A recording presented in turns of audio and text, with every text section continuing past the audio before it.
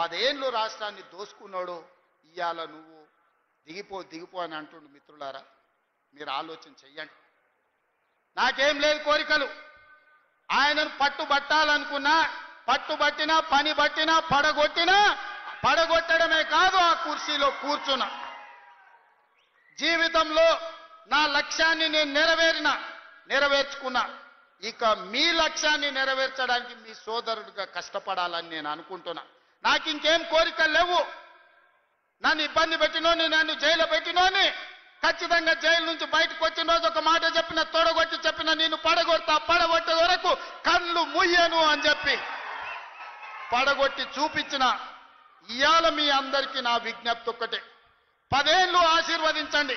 ఈ తెలంగాణ రాష్ట్రాన్ని $1 ట్రిలియన్ ఎకానమీగా మార్చి ప్రపంచానికి ఆదర్శంగా నిలబడి బెంగళూరు, చెన్నైయో, ముంబైయో, ఢిల్లీతో కాదు, న్యూయార్క్, టోక్యో, జపాన్ దేశాలతో పోటీ పడే విధంగా తెలంగాణ రాష్ట్రాన్ని అభివృద్ధి పదం వైపు నడిపించే శక్తిని మీరు ఇవ్వండి మిత్రులారా.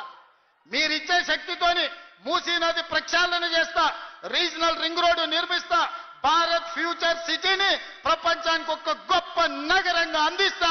ఈ రోజు బలహీన వర్గాల పిల్లలు డాక్టర్లు, లాయర్లు, ఇంజనీర్లుగా, ఐఏఎస్లు, ఐపీఎస్లుగా రాణించి ఈ దేశ పునర్నిర్మాణంలోనే మీరు భాగస్వాములుగా ఉండాలి, మీకు బాధ్యత ఉండాలి అనే విధంగా తీర్చిదిద్దే విధంగా నేను ప్రయత్నం చేస్తాం మిత్రులారా.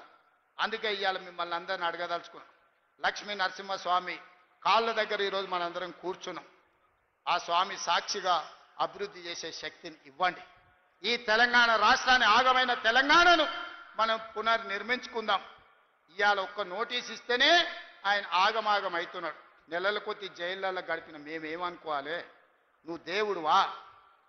నువ్వు మనిషివే కదా.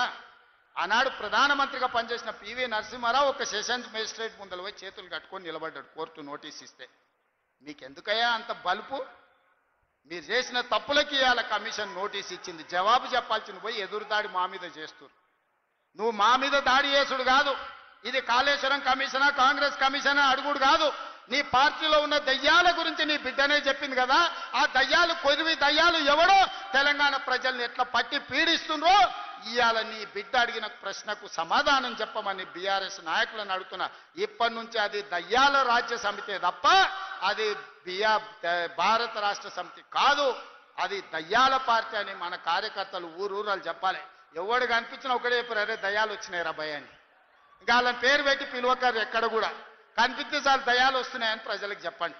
ఎందుకంటే దయ్యాలతో ఉన్న ప్రమాదం తెలంగాణ ప్రజలకు తెలియాల్సిన అవసరం ఉన్నది.